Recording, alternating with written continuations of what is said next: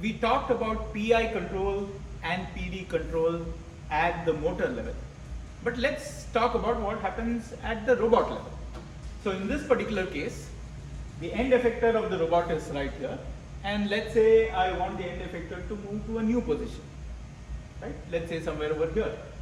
Then there are a couple of different things that are going on when I'm asking the robot to do that. First, there is a high level control that sits in a box like this over here that calculates for the end effector to move there, what do all the different motors need to do.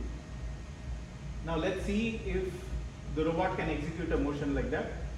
And watch carefully, while the end effector is moving there, the motors are all doing different things.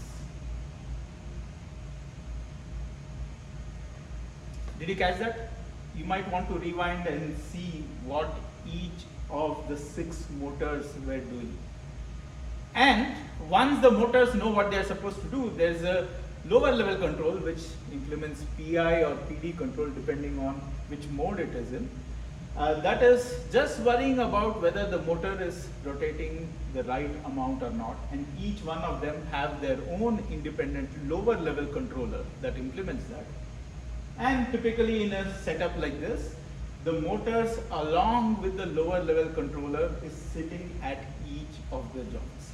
And this together has the 2 level higher level control and the inner level or inner loop control. And as we discussed, the inner loop control typically operates at a much higher sampling frequency or sampling rate than the higher loop control. Now this is how both of those work together to make this motion happen.